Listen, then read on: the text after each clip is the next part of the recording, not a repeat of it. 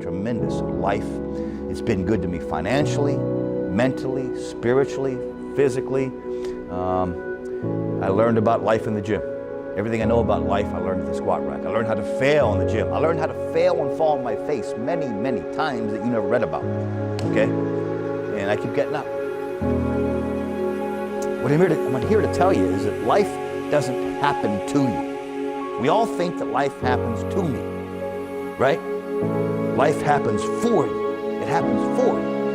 I mean, opportunities will come to you every day. It's either for you, you can remain scared of the opportunities, or you can embrace them and take them. When I finally realized that, and I want to share this with you, if you give up on your dreams, what do you have left? Nothing. I can't live that way. I have to live on the edge. That energy and that thirst of where it's not just about, oh, I hope I do well. It's like you have to want the success in the gym as much as you want to breathe. Okay? If you started suffocating in this room, you'd find every way to get out of here. You'd be knocking the doors down, yelling, screaming, breaking windows, whatever you got to do to live, right? That's what I brought to the gym. I don't know why this happened to me. It was a gift. I didn't have a choice. The only thing I can think of is that it's the opportunity that I was given. I didn't wait for it to come. I had to take action. I had to do something to get it. I had to go after it and embrace the heat, so to speak. There's been a lot of tough days where I questioned whether this is what I should be doing for a living.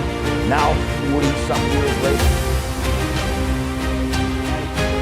attitude and energy that sort of I figured out, or God gave me, I don't know, both, that it's allowed me to live prosperous, very good.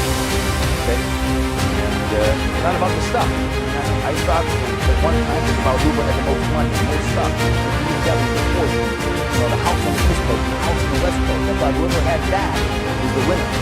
How did I tell you? I had the most stuff. I was not the most happy because I had that. Okay? In fact, I simplified that.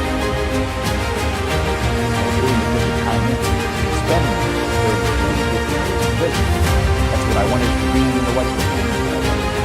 It became what I expected to have happen. You believe something, you're going to be out into the world and get it back. I really believe this. And finally, he went into the interview and said, I can do this. Give me an opportunity. Let me show that I can do it. Put me in an entry-level position. All right. They said to me, this girl, her name was Rochelle. Rochelle was gorgeous. I mean, dressed and beautiful corporate woman. Just a hint of sexuality, but very corporate, beautiful. And I'm like, she goes, I don't know what to do with it. Mom. I understand where you came from with your background. I did some research. People do research on you. She goes, all right, I'm going to take a chance on you. She said that to me. I said, great. When do I start?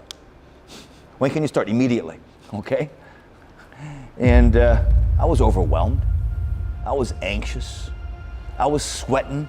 My palms were wet, just like I was at the squat rack when I was a kid. Same feeling all over again. I'm back at the squat rack all over again. But I had to do it. I had to figure it out. And you're willing to take the risk with more success being apparent. It's always success follows risk. Success follows risk. Right now, we're like looking for success up here, and the risk is like teasing. If the risk is ever too high, and the success is down here, forget about it. But the risk follows. The risk follows the opportunity. More opportunity, more risk. Opportunity comes to you many times. Opportunity comes. You can either take it or remain scared of it. If you don't take it, it's going to knock on somebody else's door. And it's going to invite them to the adventure. You know? Either you take it or you don't. The more I work, the luckier I get, right? Luck is not something just happens. It's earned. every great sportman, every great athlete is able to entertain. The money doesn't come because they were looking at the money. They come because they're looking at the goal of achieving something nobody else did. To boldly go where no one else dared to.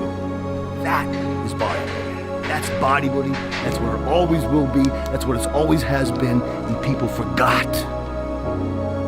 But you know, it's about, in bodybuilding, you can't think about the money. You gotta think about the heart, the passion, the love, the commitment, and the energy you're willing to put into it. That close to death, even willing to die to get it. I sat, and I was standing up on the squat rack, and I just finished a set. I looked down at the guy on the floor, and I said, "Welcome to the pain zone. It's where we live."